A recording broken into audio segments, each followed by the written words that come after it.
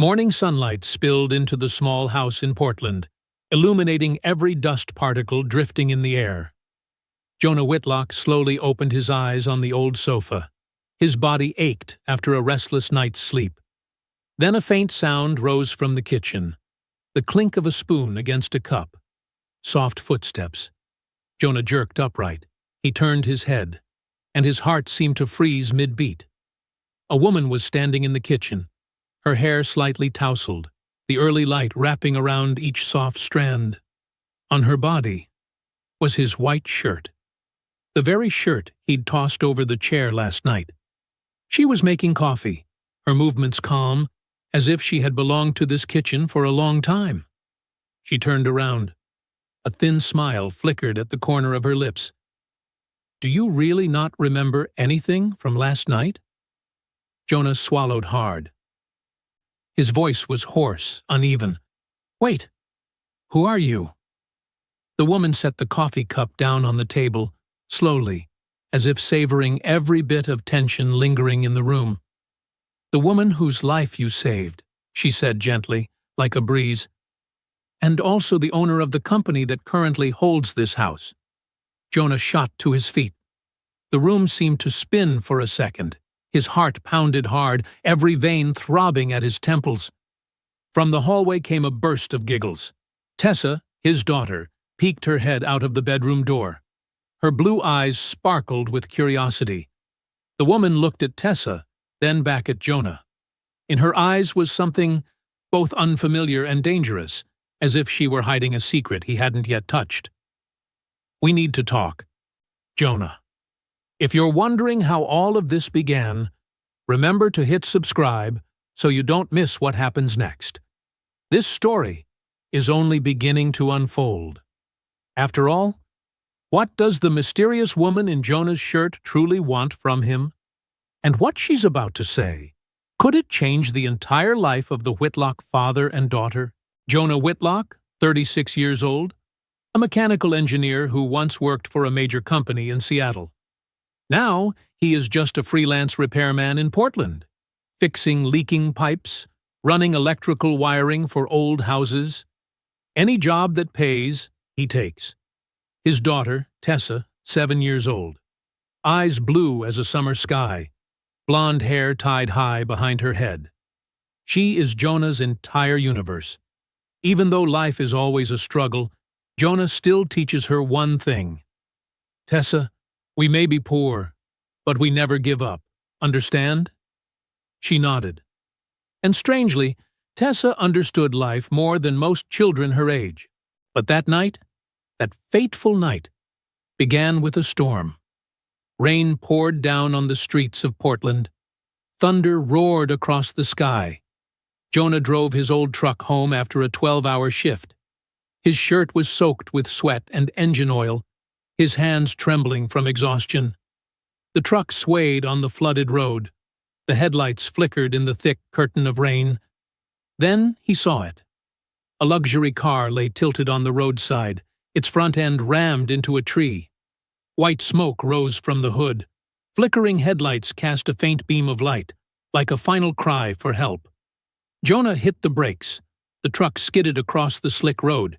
He jumped out, running through the rain like charging into a wall of white. Inside the car was a woman, her black suit soaked through, her white shirt stained with blood. Her expensive watch still gleamed faintly beneath the flashes of lightning. Her face was pale, a streak of blood running from her forehead down her cheekbone. The seatbelt held her tightly in place. She saw Jonah, her eyes wide, terrified. "Help me, please." Jonah didn't think, didn't hesitate. He smashed the window with his elbow. The skin split, blood mixing with rainwater.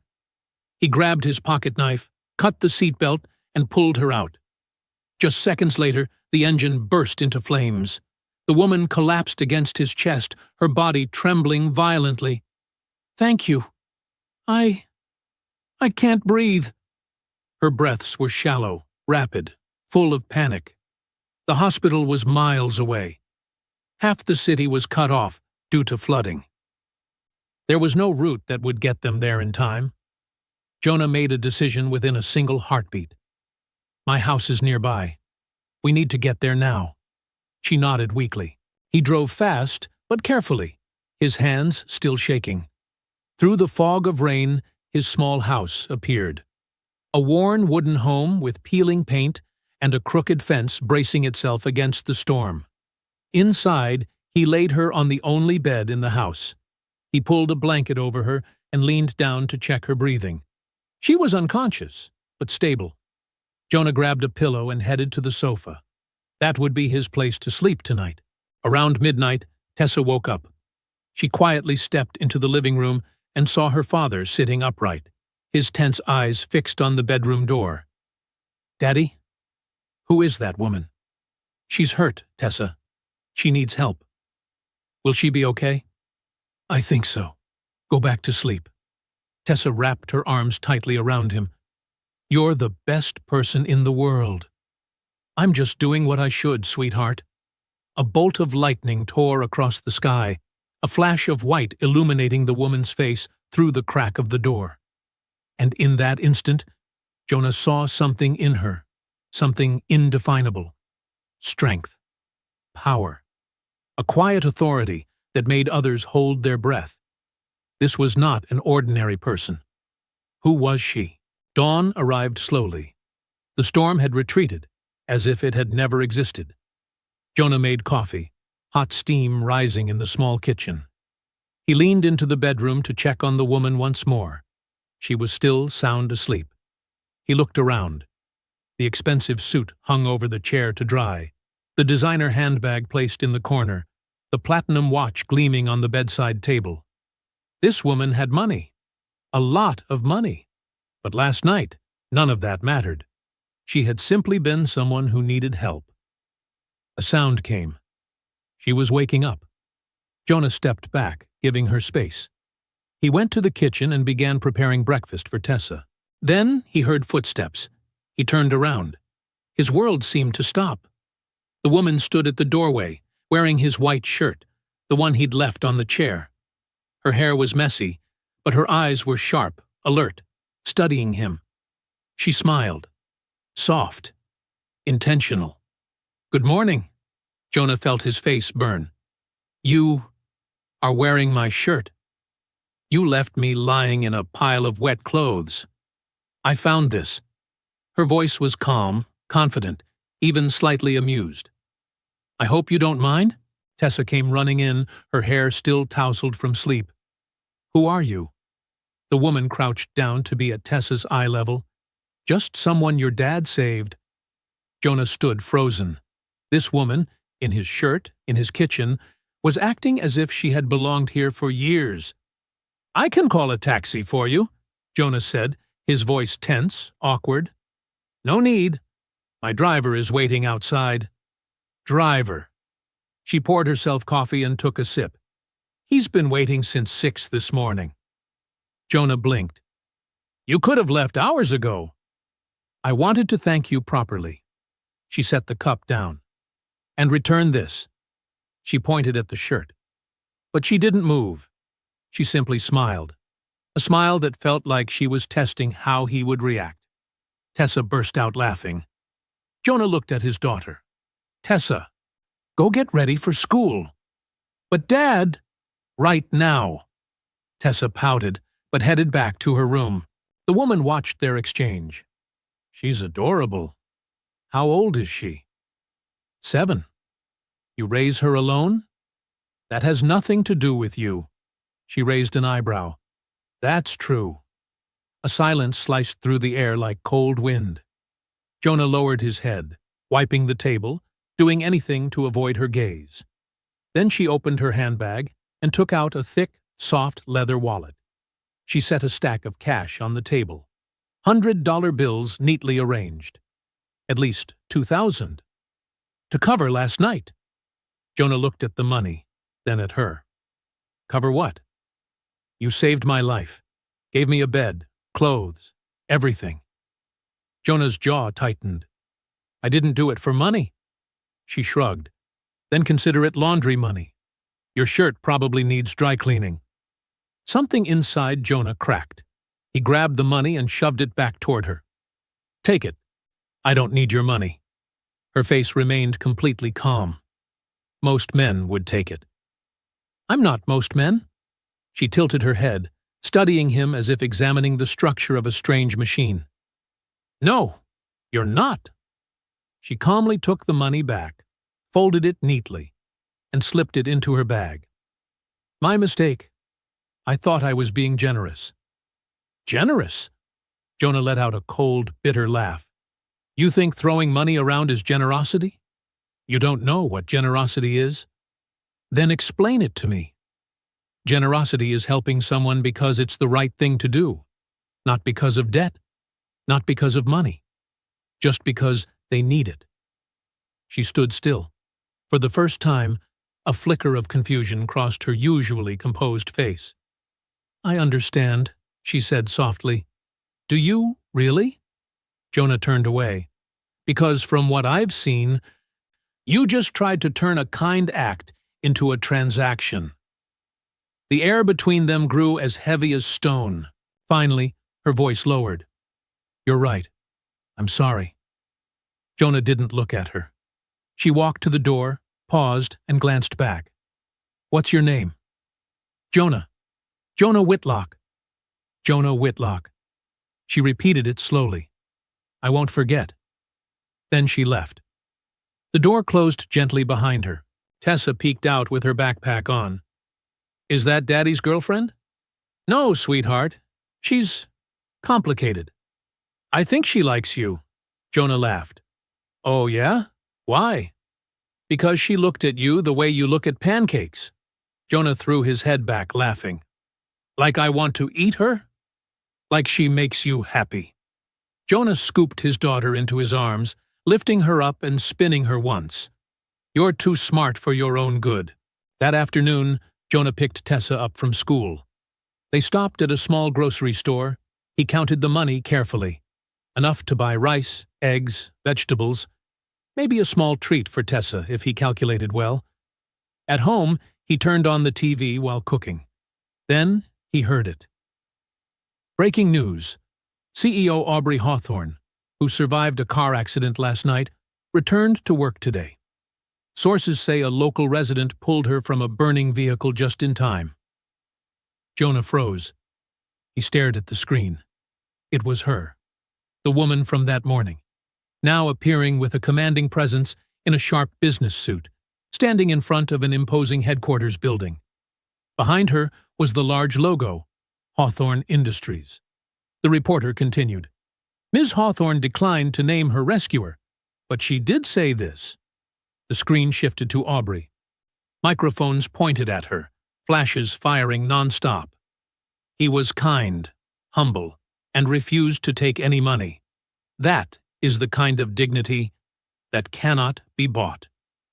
Jonah stood there, wooden spoon in hand, mouth hanging open.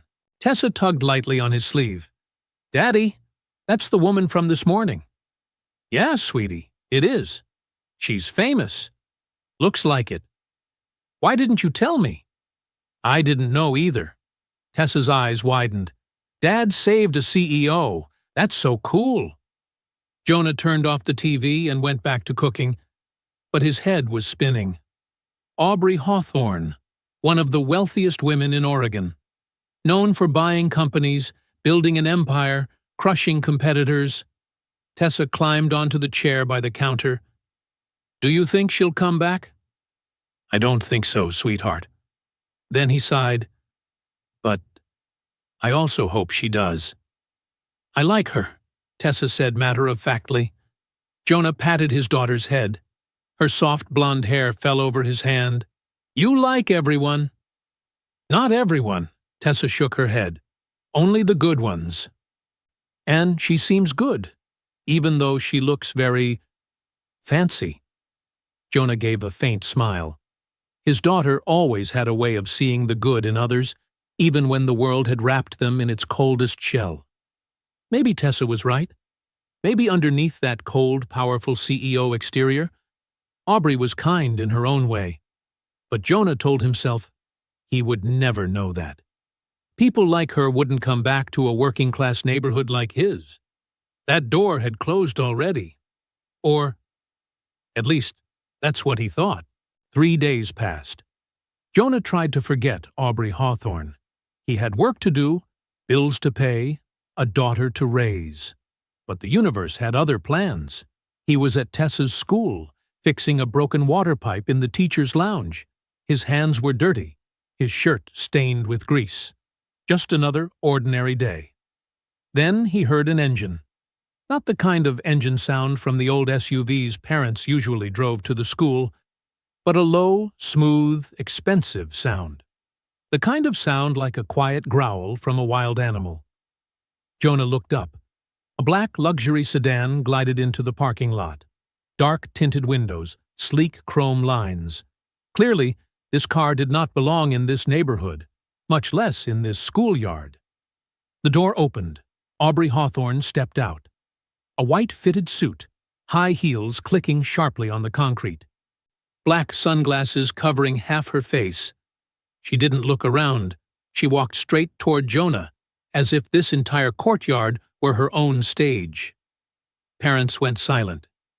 Teachers turned to look. Every gaze was pulled toward her. Jonah stood up, wiping his hands on a dirty rag, leaving streaks of black oil on the fabric. "How can I help you?" Aubrey removed her sunglasses, her razor-sharp eyes locking onto his. "Mr. Whitlock, we need to talk." Jonah sighed, his voice edged with weariness. "If this is about money again—" "It's not." Her voice was firm. "It's about the truth." She took out her phone and turned the screen toward him. Security footage appeared, grainy, full of noise, with a timestamp. But the image was unmistakable. Jonah carrying her out of the burning car, his face smeared with dirt, but his eyes fierce.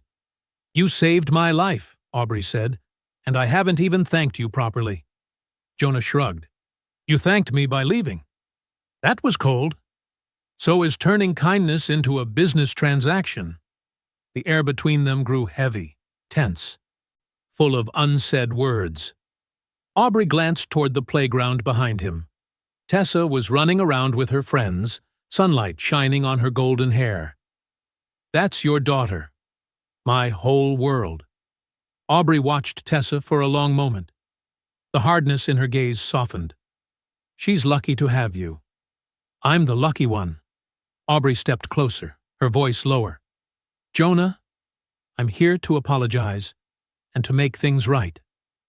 "You don't owe me anything." "Maybe not, but I want to do this."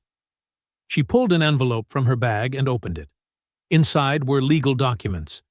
Jonah immediately recognized the logo of the property management company that handled his rental. "What is this?" "I own the building you rent. As of yesterday, I bought it." Jonah's stomach tightened. "You did what?" "And as of this morning, your entire rent balance is paid. The house belongs to you, completely free." Jonah stepped back half a step. His head spun. "You think kindness is a debt to repay? I don't need this."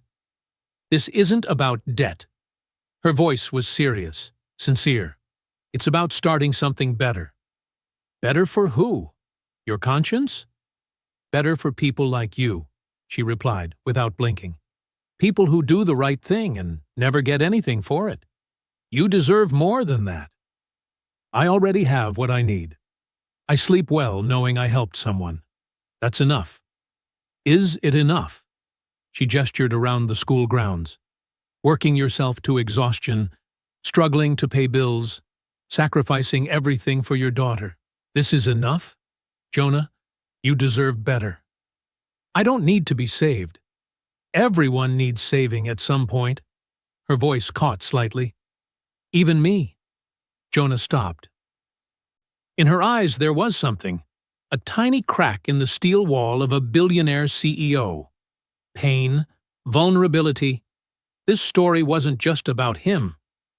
"What happened to you?" he asked. Aubrey looked into the distance.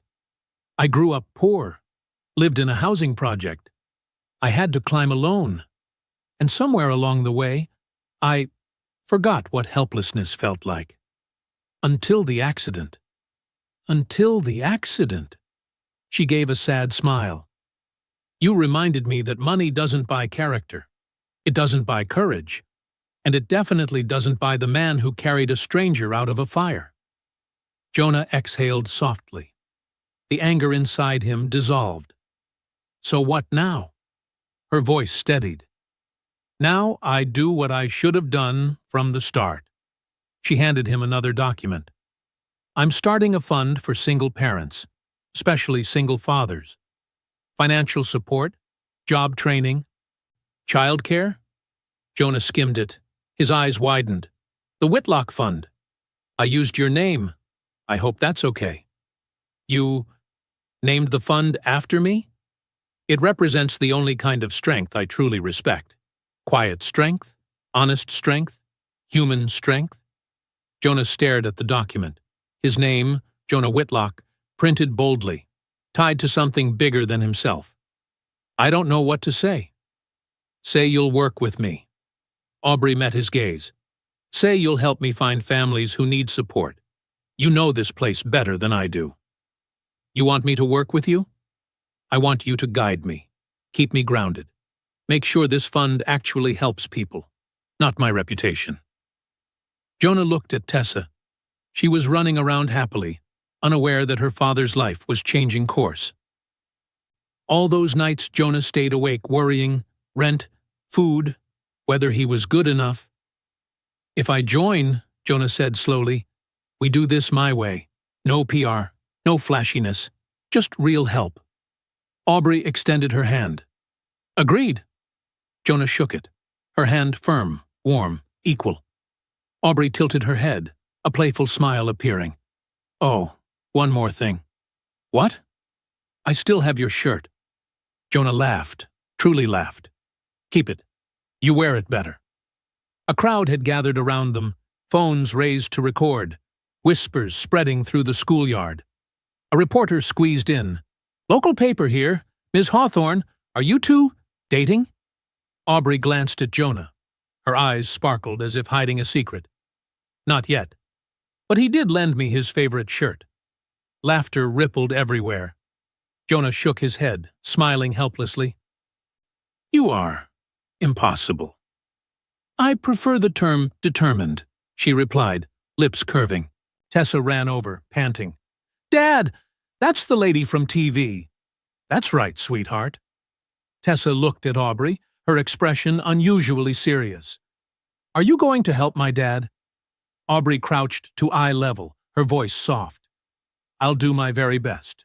Do you agree? Only if you're good to my dad, Tessa said firmly. My dad is the best dad in the world. Aubrey smiled. A real smile. I can see that, and I promise. Tessa suddenly hugged her. A simple hug, but it made Aubrey freeze. Then, slowly, she hugged back. When the girl ran off toward her friends, Aubrey stood up, her eyes slightly wet. She's wonderful, she whispered. She's the reason for everything I do, Jonah said. Aubrey nodded. Then let's make sure you don't have to struggle anymore. She turned and walked toward her car. At the door she paused, glanced back. I'll send the paperwork this week. And Jonah? What? Thank you for reminding me why I started this company. Why? To help the people who once helped me, when I had nothing. She stepped into the car, the door closing. The sedan glided away like a whisper. Jonah stood there, the documents in his hand, heart pounding. His life was really changing. That night, after Tessa went to sleep, Jonah sat alone in the dark living room. The envelope from Aubrey lay on the table. He hadn't opened it yet. Jonah reached out and touched the edge of the paper. His fingers trembled slightly, as if what was inside wasn't paperwork, but something that could change his entire life. And then the memories came back. Camille, his wife. Shimmering red hair, a warm smile, hands that always knew how to make the world feel lighter. She had died 3 years ago. Stage 4 breast cancer. A battle that was too long, too painful, He remembered the endless nights spent in the hospital, the constant beep, beep of the machines, the bitter smell of antiseptic burning in his throat. He remembered Camille's small hand in his, growing weaker day by day. On the final night, she looked at him, her voice barely a breath. "Jonah, don't let our daughter go without. Promise me. I promise. And don't close your heart. She deserves happiness. Camille, promise me." Tears streamed down his face. "I promise." She passed away at 3 in the morning. He held her cooling body, screaming into the darkness. Screamed until his voice went raw. Screamed until it felt like his heart was fracturing inside him. From that day on, Jonah threw himself into work like a man running from his own heart. 3 jobs at once. Fixing pipes, installing electrical wiring. Any job anyone hired him for, because he knew if he stopped, he would have to feel. And feeling meant pain. Only Tessa kept him standing each morning. Her laughter. The way she looked at him was like he was a superhero. But the truth? He was falling apart. His bank account had $247 left. Next month's rent, $1,200, not including electricity, water, and phone bills, not including food. Last week, Tessa asked, "Daddy, why don't we go eat pizza like before?" Jonah forced a smile. "Eating at home is healthier, sweetheart." But the truth? He couldn't afford it. And then Aubrey Hawthorne appeared, like someone had thrown a beam of light into his life. A light so bright he didn't know whether to believe it. A free house, a fund named after him, a chance to breathe. But deep inside, part of him was still afraid. Afraid that accepting help meant he was weak. Meant he had failed the promise he made to Camille. Finally, Jonah opened the envelope. Inside were the house ownership papers. His name was right at the top. Clear, formal, unmistakable. The house was his. No more rent. No more fear of eviction. No more storm clouds hanging over him at the end of every month. He bent forward and burst into tears. Not ordinary tears, but guttural sobs from the deepest part of his chest. The cries of a man who had held everything in for far too long.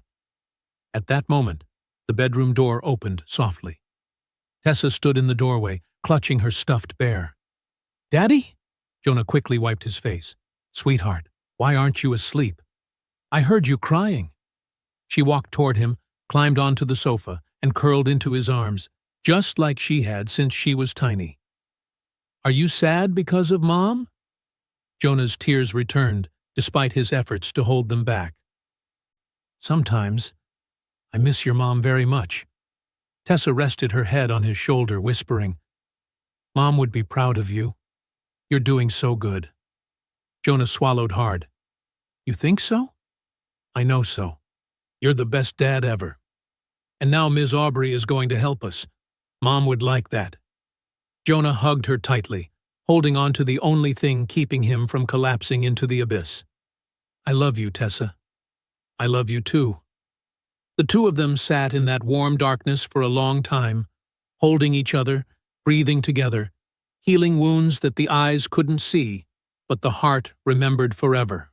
Meanwhile, in the highest penthouse in downtown Portland, Aubrey Hawthorne stood silently before the wide glass window. The city beneath her glowed like a galaxy, beautiful, magnificent, and cold to the point of cruelty. She held a glass of red wine in her hand, but didn't drink a single drop. On the table, Jonah's white shirt was neatly folded, clean. She had washed it herself, dried it, and kept it. Not because she forgot, but because she didn't want to return it.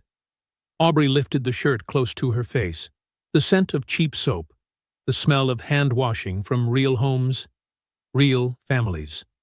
A single tear fell, sudden, without warning. For a moment, she was 12 again. Foster home number 7. Dinner was dry bread and water. She was so hungry that she stole an apple from the fridge. Mr. Smith, the balding man with the stench of alcohol, slapped her across the face. "Thief!" He whipped her 5 times across the back. The red welts burned like fire. Aubrey didn't cry. She learned how not to cry from that day onward. Age 14. A group home.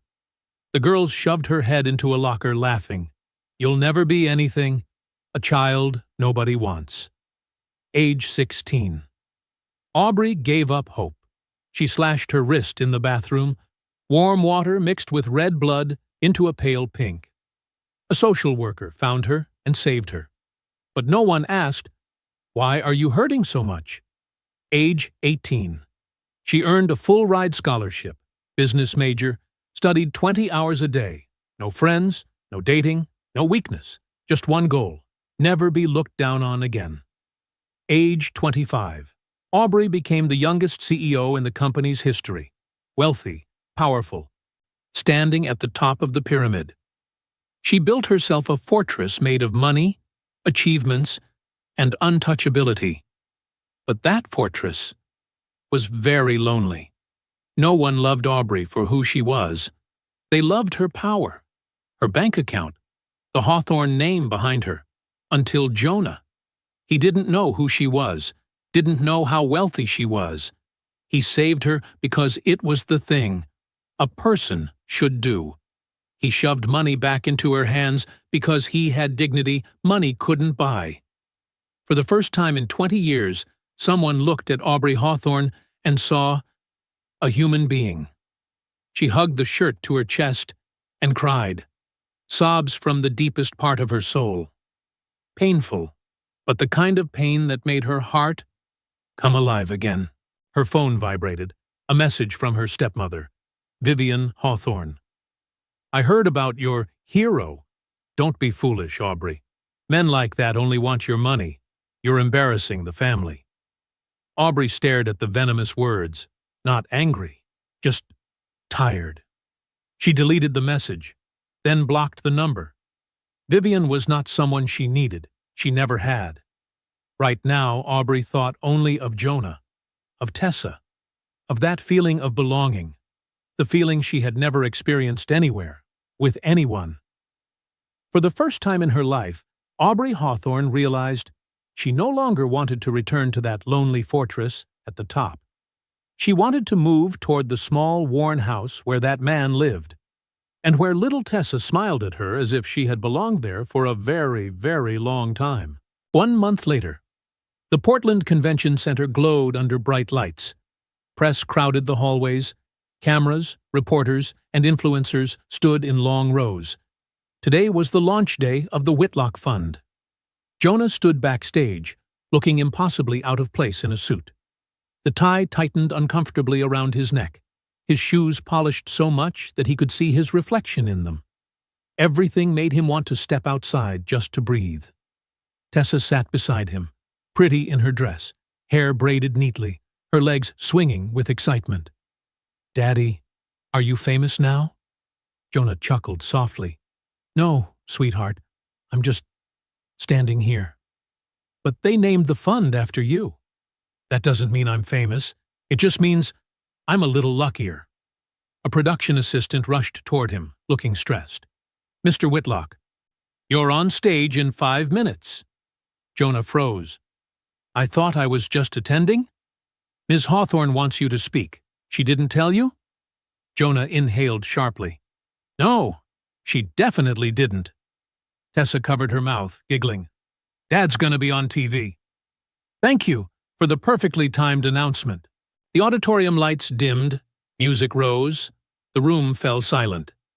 Aubrey stepped onto the stage, confident, sharp as ever, but her eyes tonight were softer than usual. With just a small nod, she took command of the packed room.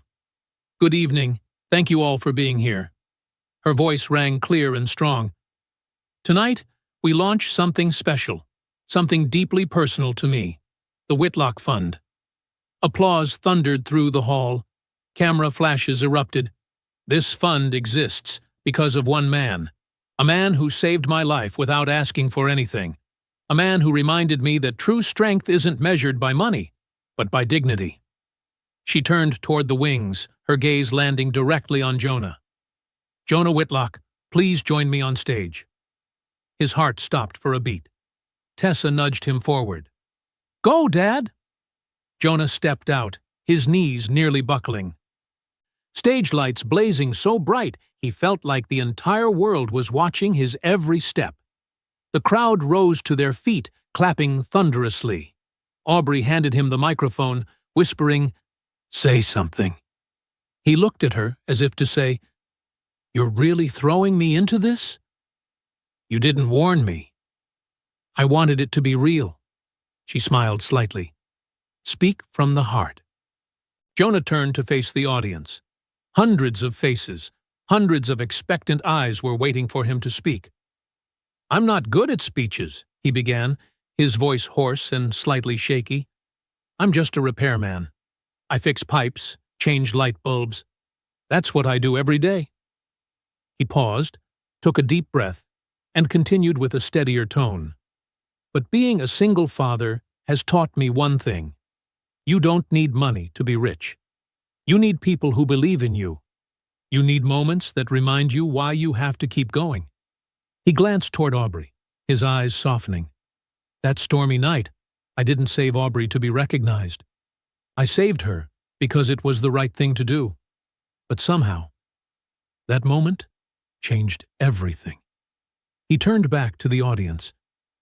"She could have forgotten me, gone back to her busy life. But she didn't. She came back. She listened. She genuinely cared. That," he paused, "is rare." The entire room was silent, hanging on every word. "The Whitlock Fund isn't about me. This fund is for every parent trying their best each day. The dads are working 2 or 3 jobs. The moms stretch every dollar. The people who feel invisible." Jonah's voice grew stronger, more confident. "You are not invisible. You matter. And now you have support. Real support."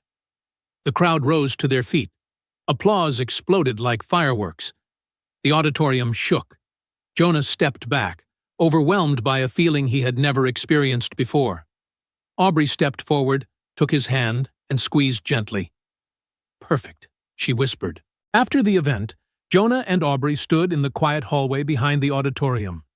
The warm yellow lights reflected on the tiled floor, creating a strangely gentle atmosphere after all the noise. Nearby in the lobby, Tessa was fast asleep on a long sofa, her head resting on her tiny stuffed bear. Aubrey opened her bag and took out a small, elegant box. "I have something for you," she said, her voice soft but firm. Jonah shook his head. "You've given me enough." "Just open it." He lifted the lid. Inside was a pen engraved with the words, "For the man who doesn't sell kindness." Jonah felt his throat tighten. "You didn't have to do this." "I know." Aubrey stepped closer, close enough that only a breath separated them. "But I wanted to, because you deserve it." Her gaze softened. "You changed my life, Jonah." He gave a small, genuine smile. "You changed mine, too." They stood facing each other, close enough that one small step would bring them into contact. The air between them felt electric, tense and warm at the same time. Aubrey leaned in slightly and whispered, "I still have your shirt." "I know," he replied, the corner of his mouth lifting. "I saw you wearing it in that article last week." She let out a soft laugh, the gentlest sound he had ever heard from her. "It's my favorite shirt now." "Mine too," Jonah teased, "even though you're the one wearing it. Especially because I'm the one wearing it." Her smile this time was truly warm, free of the familiar guardedness of a powerful CEO. "You're full of surprises, Jonah." He looked into her eyes. "So are you, Aubrey." Behind them came a clear throat-clearing sound. The event photographer. "Sorry. May I get a photo for the website?" They stood side by side, professional, composed, but their hands brushed lightly at the hem of her jacket. Neither pulled away. Flash. The moment was captured. A moment neither of them expected. A moment that marked the beginning of something real, warm, and very possibly destined. 1 year passed gently, like a dream. Jonah stood inside his small repair shop. The sign hanging at the door read clearly, Whitlock Mechanics, in partnership with the Whitlock Fund. He wiped the grease from his hands with an old rag. This was his shop, small, simple, but tidy and warm. Every corner was the result of years of relentless hard work. The doorbell chimed. Aubrey walked in. She wore the white shirt, his shirt, paired with jeans, and her hair falling softly around her shoulders. She looked both relaxed and so stunning that he momentarily lost his words. "Still fits," she said, a faint smile on her lips. Jonah chuckled. "You still enjoy stealing my clothes." "Borrowing," she corrected, her eyes glimmering with playfulness. "Right, of course." Aubrey walked around the shop, gently touching the toolkit, the drill, and each item he kept with such care. "This place is perfect," she said with certainty. "It's small, but it's honest, like you." At that moment, Tessa ran in from the back door, her 2 braids bouncing with each step. "Aubrey, I got the STEM scholarship. Full ride?" Aubrey's face lit up. "You're amazing. I'm so proud of you." Tessa hugged her tightly. Jonah watched them, his daughter, the woman in front of him. A feeling of family settled deep in his chest, warm in a way that was hard to describe. Tessa ran back to finish her homework. The shop grew quiet again. Aubrey turned back to Jonah, not with the look of a powerful CEO, but with the gaze of a woman carrying her whole heart in her hands. "I have something for you," she said. Jonah raised a brow. "Another gift?" "Open it tomorrow," she said softly. "Promise?" She handed him a cream-colored envelope, sealed carefully. "What's inside?" Jonah asked, his heartbeat beginning to quicken. "A question I'm afraid to ask." "Afraid?" His voice softened. "Terrified." She gave a fragile smile, then gently brushed her fingers against his cheek. "You make me feel things I thought I had buried." "Like what?" "Like I'm home." Jonah pulled her closer. "You are home." They kissed. Gentle, deep. A year of friendship blooming into love. She stepped back, smiling. "Open it tomorrow." "Why not now?" "Because I want you to truly think about it." She left. Jonah stood alone, the envelope warm in his hand. That night, Jonah tossed and turned, unable to sleep. The envelope lay on the nightstand like a challenge, silently staring at him, waiting for him to open it. Finally, he reached for it and lifted it. His fingers trembled slightly. In his mind, a familiar voice whispered, the voice of Camille. "Don't close your heart, Jonah. You deserve happiness." But was he allowed? Allowed to love again? Allowed to move on? To let the past rest? A tear fell. Then another.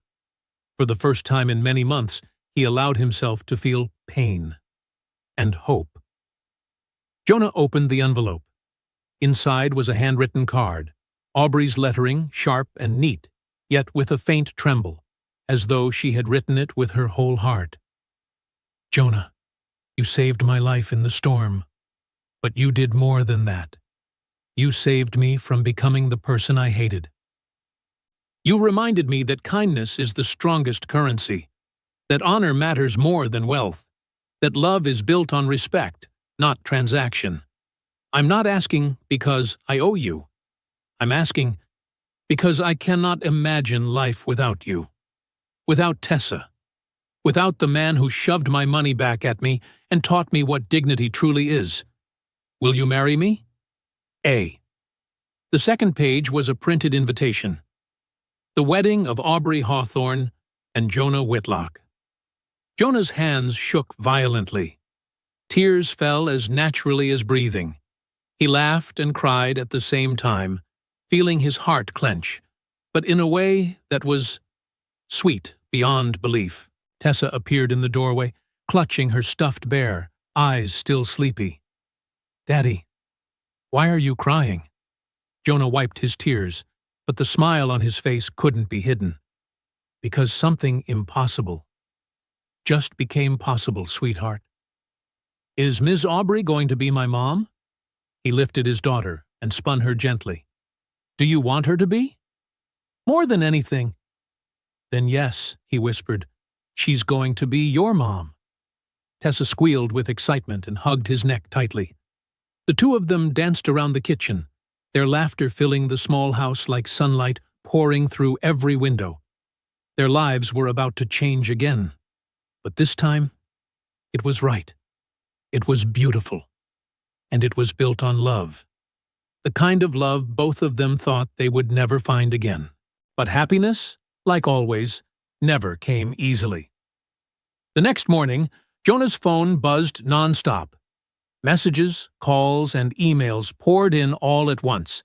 He opened social media, and it felt like someone punched him straight in the chest. The biggest headline on the news feed: CEO Hawthorne buys her hero? Romance scandal or PR stunt? A photo of Jonah and Aubrey together at the event had been taken from the worst angle possible. Below the image were rows of vicious headlines. She bought him a house. He saved her. How convenient. From plumber to CEO's fiancé, fairy tale or brand-boosting scheme? Insider source: Whitlock exploited the accident to get paid. Jonah's stomach twisted. He scrolled down to the comments, and things got even worse. Obviously, he's after her money. She bought him. Simple. Why do rich women always end up with losers? Each word sank into his chest like a cold blade. His phone rang. Aubrey's name appeared. Jonah answered. Jonah, did you see it? I saw. I'm sorry. I'll take care of it. No. His voice suddenly hardened, cold as steel. I'll handle it myself. He hung up before she could say anything else. At school, things were even worse. Tessa ran home in tears, her face red from humiliation. They said Daddy is a freeloader. Said Miss Aubrey paid you to... She choked. Each word came out like it was being carved from her throat. Jonah pulled her close to his chest. His body trembled slightly with anger and helplessness. Don't listen to them, sweetheart. I didn't sell my soul. But that night, after Tessa fell asleep, Jonah lay awake in the dark. A storm of doubt tore through him, ripping at the seams of his heart. Was he living off someone's pity? Was he taking advantage of her without realizing it? Would Camille be disappointed in him? Those questions pressed on his chest like a stone. For the first time since meeting Aubrey, Jonah felt like he might lose everything. The next day, Aubrey called. Jonah, I need you to come to my place, tonight. Why? My family wants to meet you. Jonah's heart sank. Aubrey, please. For me, the Hawthorne estate. It was so large it looked more like a 5-star hotel than a private home. Tall iron gates, a lawn as big as a golf course, house staff moving with the precision of a trained unit. Jonah stood at the door in the only suit he owned. In that moment, he felt like someone who had been placed in the wrong world entirely. Aubrey opened the door for him, a sharp black suit, her hair in a neat bun, the familiar cold CEO expression on her face, but her eyes full of fear. Inside, the dining room was so long that voices echoed back. The table could seat 20 people. At the head sat Vivian Hawthorne, Aubrey's stepmother, 60 years old, perfectly silver hair, diamonds glittering on her neck and wrists, her gaze so cold it could freeze the room itself. Beside her was Derek Hawthorne, the half-brother, 40, an Armani suit, a plastic smile glued to his face. The moment Jonah stepped inside, they looked at him as if he were a stain on the marble floor. Sit down, Mr. Whitlock. Vivian's voice was sharp as a blade. Jonah sat. Aubrey sat beside him, her hand gripping his tightly under the table as if to steady herself. And him. Vivian took a sip of champagne and set her glass down. So, You're the hero. I just did what anyone should do. Right. And now you have a free house, a foundation named after you, and you're about to marry the richest woman in Oregon. She let out a mocking laugh. Very convenient. Mother, Aubrey warned. Be quiet, Aubrey. I'm talking. Vivian leaned toward Jonah. What do you want? Money? I can write a check right now. How much for you to disappear from her life? Jonah stood up. I don't want your money. Everyone has a price. Not me. Derek chuckled. Oh, he plays the role well. The noble man. Jonah turned to him. I'm not acting. Sure. It's just a coincidence you saved my sister, right when she needed someone to touch her feelings, right? Derek, that's enough. Aubrey shot up from her seat. No. Vivian slammed her champagne glass onto the table. You need to wake up, Aubrey. Marrying a plumber? You're disgracing the Hawthorne name. Jonah turned to head for the door. But then he heard Aubrey's voice, calm, cold as steel. Mother is right. Jonah froze. Aubrey took a breath, then continued. Jonah has no money, no status, no power. His heart cracked. But she wasn't finished. But he has something no one in this family has. Dignity, honor, and the ability to love me as a human being, not my bank account. The room fell dead silent. Aubrey walked up to her stepmother. You want the truth? Jonah is the only man who has ever looked at me and seen my real worth. Not the CEO, not the billionaire. Aubrey. A person. Her voice trembled, but her resolve held firm. For the first time in my life, I feel enough. Not because of what I own, but because of who I am. She turned to Jonah. And if Mother cannot accept that, then I'll leave this family, because I chose him. And I will always choose him. Silence. Vivian stared at her daughter like she were a stranger. So, you're serious? More serious than ever. Vivian shot to her feet. Then you're a fool. She stormed out. Derek gave her one last contemptuous look. You'll regret this, Aubrey. The door slammed shut, shaking the walls. Aubrey collapsed onto a chair, her whole body trembling. Jonah immediately knelt beside her. You didn't have to do that, he whispered. Yes, I did. She looked at him, eyes red. They don't define me. You do. He pulled her into his arms. You're incredibly brave. I'm terrified. So am I. In that massive, cold, empty house, they held each other. Just the two of them. And for them, that was enough. The following week, everything got worse. The press kept tearing them apart without mercy. Hawthorne abandons her family for a plumber. A love soaked in PR? Did she save him, or did he save her wallet? The company's stock dropped. The board of directors held an emergency meeting. Aubrey worked nearly 20 hours a day just to keep her entire empire from collapsing. And Jonah? He only saw himself as a burden. That night, heavy rain, just like the night they met. Jonah quietly packed clothes, tools, a few of Tessa's toys. Tessa ran in, eyes wide with fear. Dad, what are you doing? We're leaving, sweetheart. Leaving where? Somewhere else, starting over. What about Aubrey? Jonah couldn't bring himself to look at his daughter. She will be better off without us. Tessa froze. Then her voice trembled. I don't believe you. For the first time in her life, she yelled at him. You're giving up, just like you gave up on Mom. Jonah went still, like someone had stabbed him in the chest. Mom died because she was sick, not because of me, Tessa sobbed. But Mom told me before she died. She said, don't let Daddy close his heart. There are still good things in life. Tears streamed down her cheeks. Aubrey, is that a good thing? Dad, and you're closing your heart. Jonah dropped to his knees, pulling his daughter into a tight embrace. Both of them cried until it hurt. "You're right," he whispered. "I'm so sorry." Tessa hugged him even tighter. "Then don't go. Fight for her, like a real hero." Jonah kissed her forehead. "I promise." Past midnight. Jonah drove to Aubrey's penthouse. He knocked. No answer. He used the spare key she had given him last month. Inside was dark, cold. Aubrey sat on the floor, back against the wall, eyes red and swollen. Mascara streaked down her cheeks. "Aubrey?" She looked up, voice cracked. "What are you doing here?"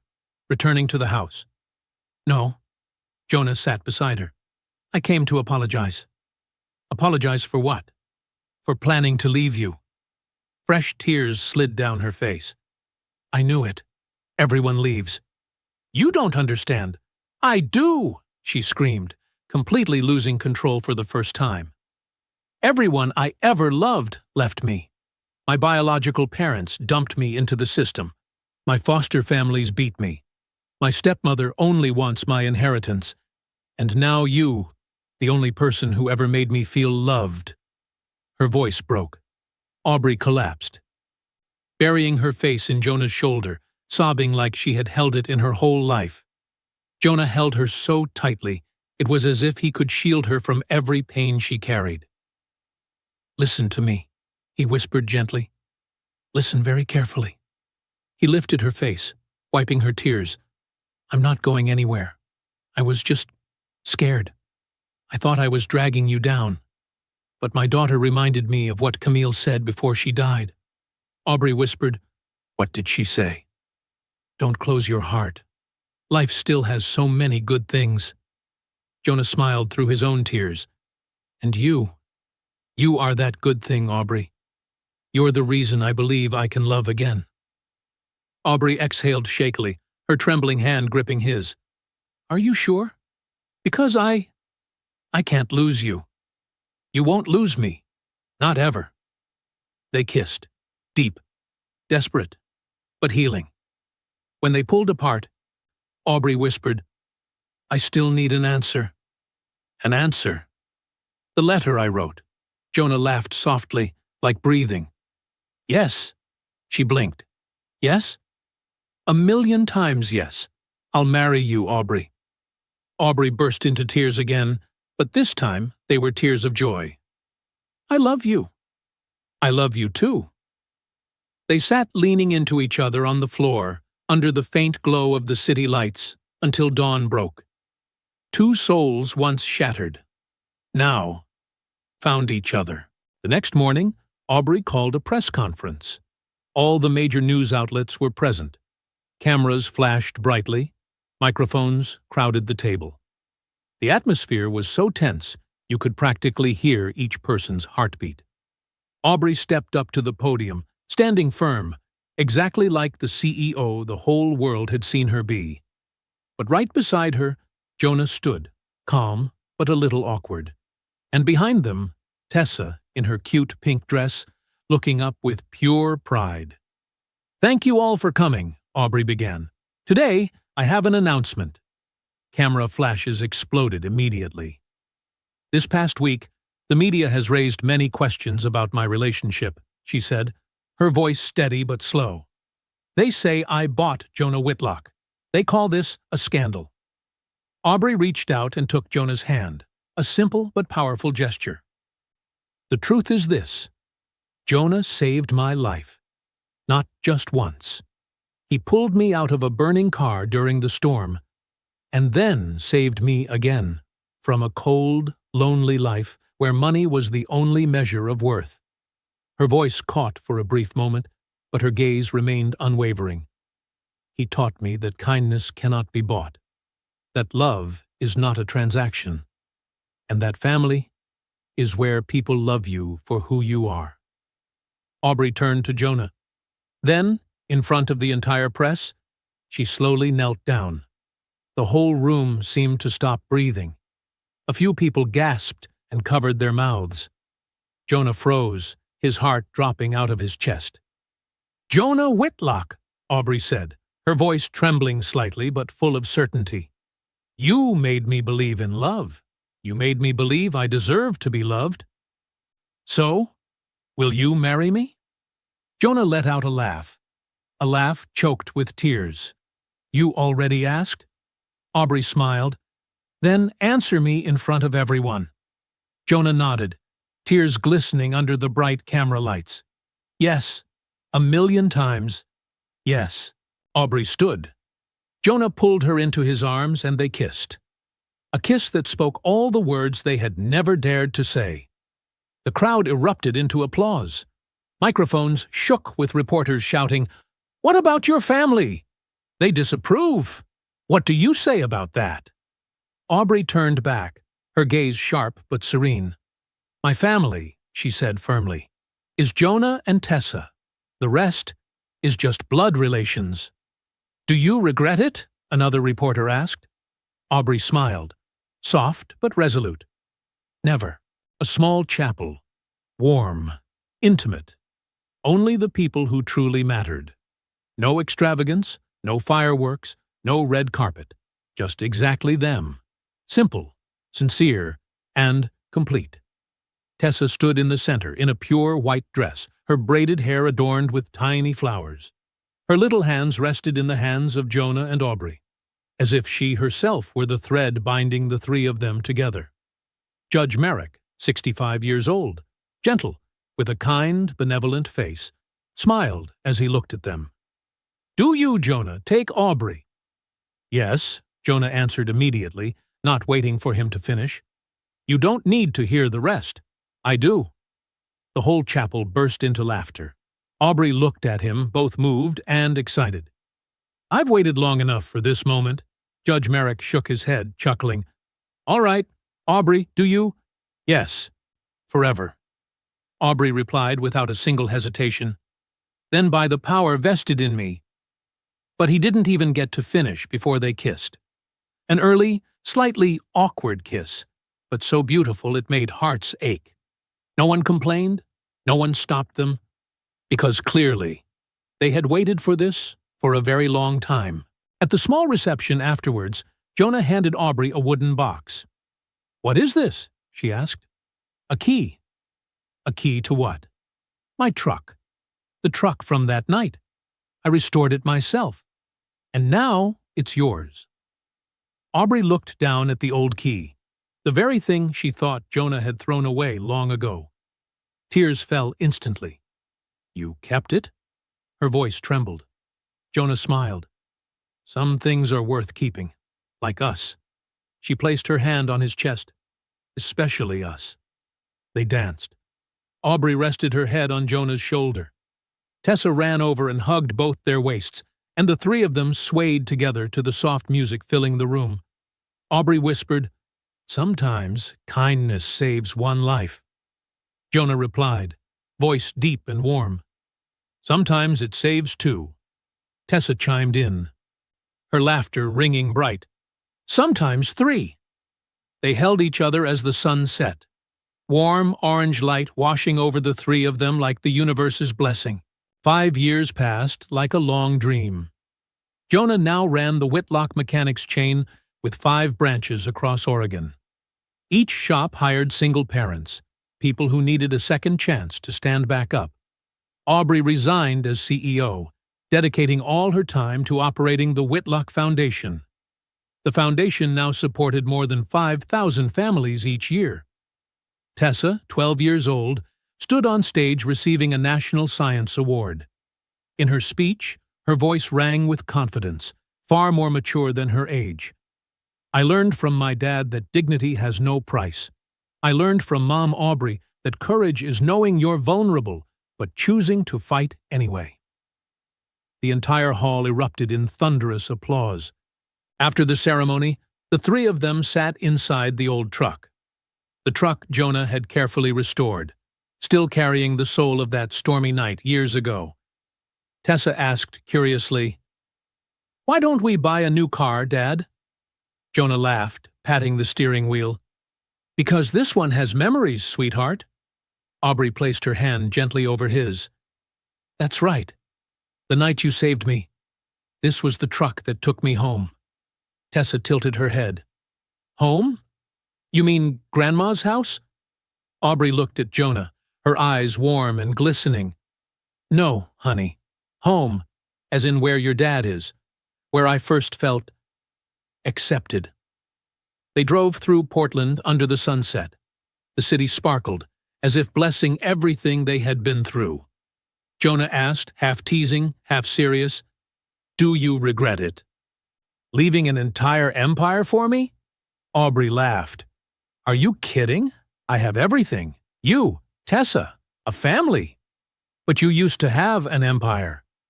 An empire that was cold. This family is what's warm." From the back seat, Tessa chimed in, "You two are so sweet, it's ridiculous." They burst into laughter. The truck stopped at the park, the same place where, during the hardest days, Jonah could only bring Tessa because he couldn't afford anything else. The three of them sat down on the grass. Tessa chased butterflies, her laughter floating through the breeze. Aubrey rested her head on Jonah's shoulder. "Can you believe it? How did everything begin?" "From a storm. From an accident. I thought I was just helping a stranger on the road. But you saved me. You saved me too. From a life of surviving, not living." Aubrey lifted his face and kissed him softly. "We saved each other." Tessa ran back, holding a bunch of wildflowers. "For Mom." Aubrey accepted them, eyes turning misty. "Thank you, Angel. I love you, Mom. I love you too." The three of them lay on the grass, watching the clouds drift slowly. The wind carried the scent of a peace they had fought hard to earn. Jonah said quietly, "Camille would have loved you." Aubrey blinked. "You really think so?" "Absolutely. She always wanted Tessa to have a mother who loved her." Aubrey swallowed a lump in her throat. "I'm trying my best." "You're doing an amazing job." Tessa hugged them from behind, her voice bright as sunlight. "You know what? I'm the luckiest kid in the world." "Why do you say that?" Jonah asked. "Because I have two moms who love me. One mom in heaven, and one mom who's hugging me right now." Aubrey couldn't hold back. She pulled Tessa into a tight embrace. "You're too smart for your own good, little Tessa." They sat there, wrapped in each other's arms, as the first star appeared in the sky. If you've watched until this moment, thank you from the bottom of my heart. The stories I tell always center on kindness, healing, and the small miracles of life. If you want to hear more journeys like this, stories that make us believe in love, in kindness, and in people, don't forget to subscribe to the channel, turn on notifications, and leave a comment. Which part of today's story touched you the most? See you in the next story. Thank you for being here.